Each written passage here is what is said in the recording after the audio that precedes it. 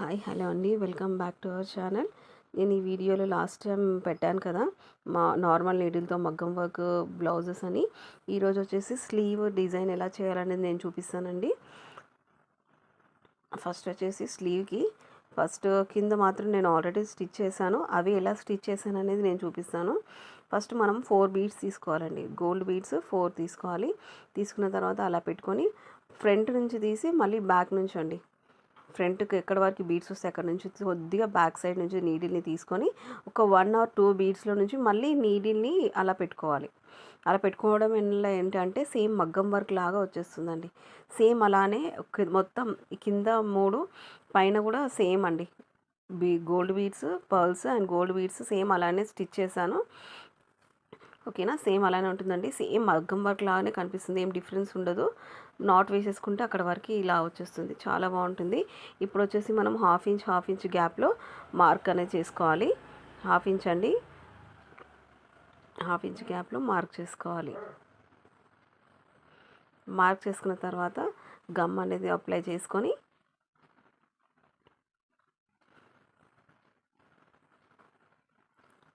Square అండి, ఇవి చూడండి స్క్వేర్ గ్లాస్ బీడ్స్. దానిపైన వచ్చేసి మొత్తం స్క్వేర్ గ్లాస్ బీడ్స్ మొత్తం అప్లై పెట్టుకోవాలండి. హాఫ్ ఇంచ్ గ్యాప్లో పెట్టుకున్నాం కదా మార్క్ చేసుకున్న దగ్గర గమ్, అక్కడ మొత్తం పెట్టుకున్న తర్వాత దానిపైన మాత్రం రౌండ్ గ్లాస్ బీడ్స్ పెట్టుకోవాలి. డాట్స్లో ఇలా పెట్టేసుకోవాలి. పెట్టుకున్న తర్వాత స్టార్ట్ చేసాము. ఫస్ట్ స్క్వేర్ బీడ్స్లో నుంచి నీడిల్ని తీసుకొని 14 షుగర్ బీడ్స్ తీసుకోవాలండి. 14 షుగర్ బీడ్స్ తీసుకున్న తర్వాత ఎక్కడి నుంచి నీడిల్ తీసుకున్నామో సేమ్ దీన్ని స్టిచ్డ్ బ్లౌజ్ కాబట్టి కొద్దిగా ఎక్కడి నుంచి పైన నీడిలే చూసుకోవాలండి.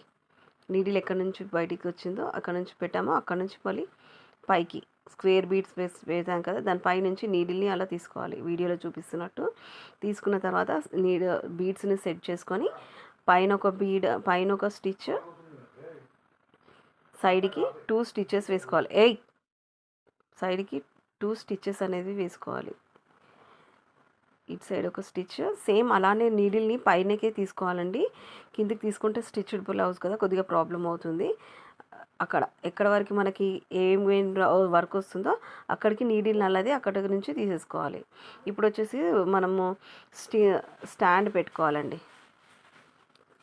జర్కన్ ఉంది కదా, క్యూబిక్ జర్కన్ స్టాండ్ దొరుకుతుంది కదా, ఆ స్టాండ్ అనేది పెట్టుకోవాలి. పెట్టుకున్న తర్వాత పైన రౌండ్ గ్లాస్ బీట్ ఉంది కదా, దాని చుట్టూ మనకి గుత్త పూసలు అనేవి రావాలి కాబట్టి నీడిల్ని అక్కడి వరకు తీసుకొని ఒక పోల్, ఒక గోల్డ్ బీట్ అలా తీసేసుకోవాలి. మొత్తం దాని చుట్టూ వస్తుందండి.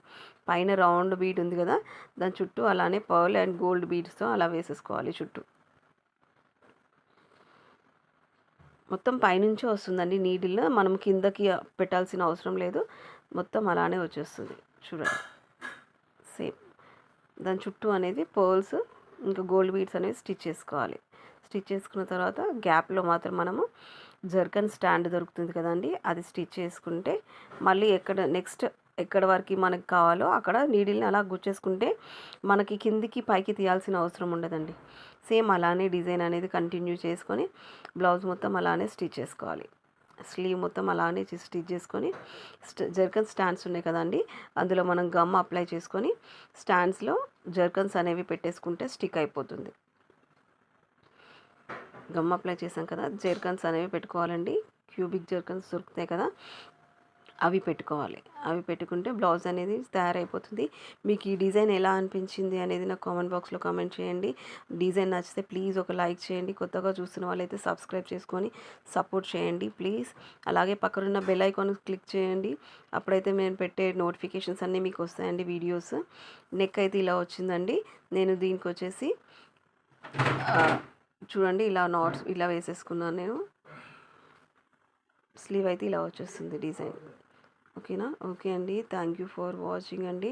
Please subscribe to our channel అండి అండ్ సపోర్ట్ చేయండి. మీ సపోర్ట్ నాకైతే చాలా అవసరం అండి.